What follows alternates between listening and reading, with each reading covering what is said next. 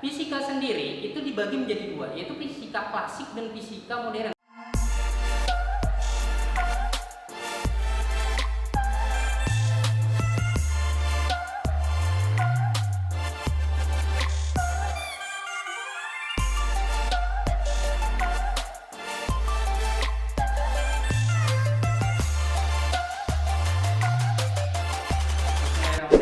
Assalamualaikum warahmatullahi wabarakatuh.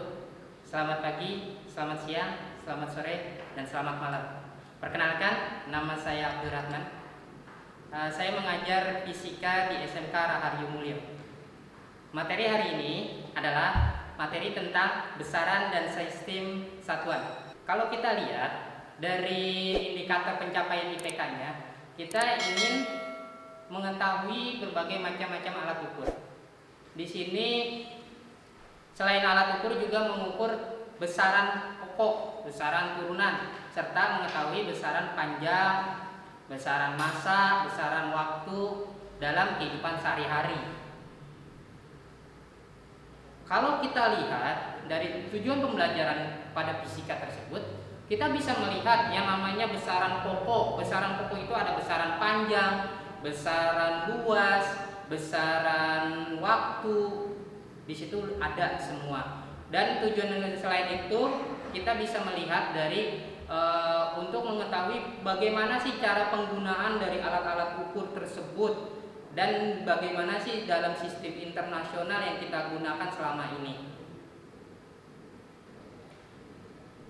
Fisika sendiri itu adalah ilmu pengetahuan alam yang mengidentifikasikan sebuah benda-benda yang ada di alam, seperti kita melihat, mengukur dan menghitung waktu, mengukur benda, itu bisa dikatakan sebagai fisika.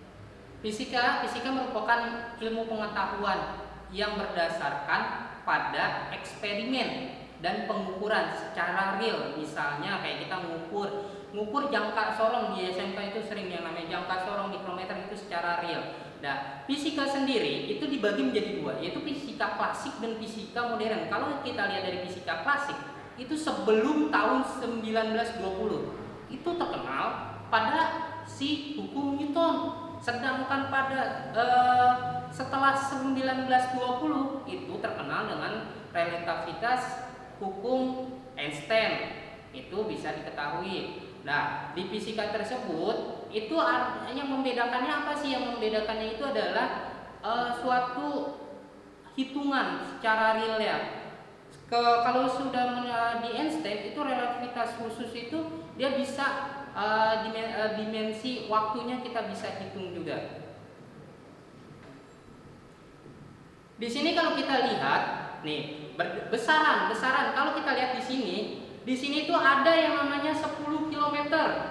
Kita jalan 10 kilometernya ini itu bisa dijadikan sebagai nilai 10-nya, dan kilometernya itu adalah sebagai satuan. Satuan apa sih? Satuan panjang. Satuan. Nah, satuan itu apa sih? Satuan itu yang mengikuti suatu nilai. Misal ada yang namanya, kalau kita melihat jadi satuan panjang itu ada kilometer, sentimeter, meter, milimeter, dan banyak lagi. Kalau kita menghitung dari massa itu ada kilogram, ada gram, ada ons, ada fons, itu ada lagi. Dan kalau kita melihat dari satuan waktu itu ada jam, detik, menit, itu ada semua. Dan yang kita lakukan ini adalah satuan apa sih namanya? Satuan internasional. Satuan internasional sendiri itu adalah satuan yang mencakup semuanya yang ada di dunia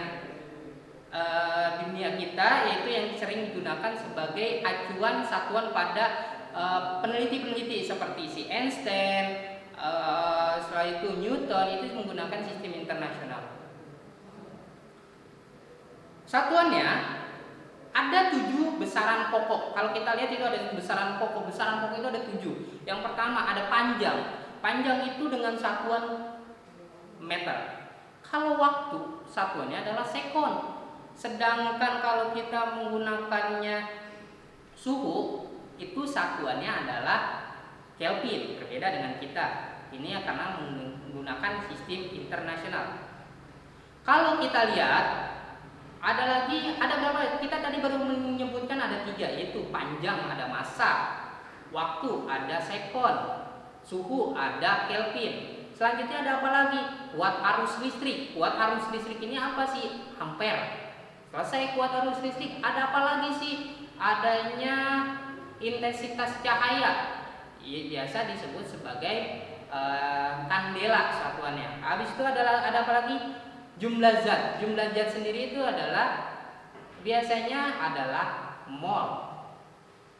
Selain itu apalagi satu lagi yang kita belum sebutkan, yaitu adanya massa, yaitu kilogram. Nanti bisa dilihat di tabel besaran pokok di samping. Nah, setelah itu selain ada besaran pokok, ada besaran turunan. Besaran turunan sini adalah besaran yang berdasarkan hasil pengukuran dari besaran pokok tersebut. Saya contohkan hanya beberapa. Misal ada besaran turunannya itu luas. Misal luas, kenapa saya bisa katakan luas? Karena dia panjang kali panjang. Nah, ketika panjang kali panjang itu adalah penurunan dari besaran pokok.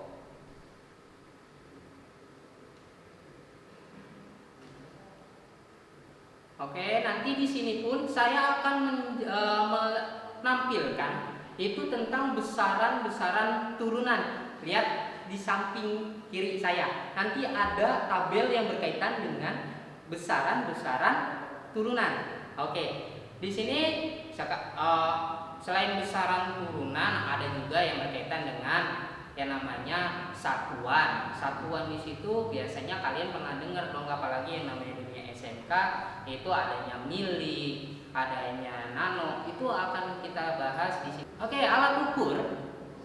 Alat ukur sendiri kalau di dalam SMK itu paling kita ketahui, kita yang paling sering itu menggunakan alat ukur panjang. Jadi ada alat ukur, ada apa aja sih? Mistar, jangka sorong, dan mikrometer. Caranya gimana? Nih, saya akan jelaskan tentang mistar terlebih dahulu. Mistar, kalau yang kita lihat di hadapan saya, ini ada ketika dia lurus, dia akan membaca yang benar. Ketika kiri dan kanan, kalau kita lihat dari kiri dan kanan, ini adalah pembacaan yang salah, cara pembacaannya. Di mistar sendiri dia mempunyai ketelitian itu sekitar 1 cm.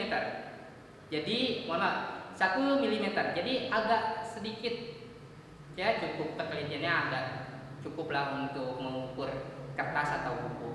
Nah, yang kedua itu adanya jangka sorong. Jangka sorong sendiri kalau di dunia fisika itu disebut sebagai jangka sorong, tetapi kalau di dunia SMK apalagi di otomotif itu sering disebut sebagai sigma. Jadi jangka sorong di sini kalau kita lihat di sebelah kanan saya, ini ada macam-macamnya, macam dan bentuknya.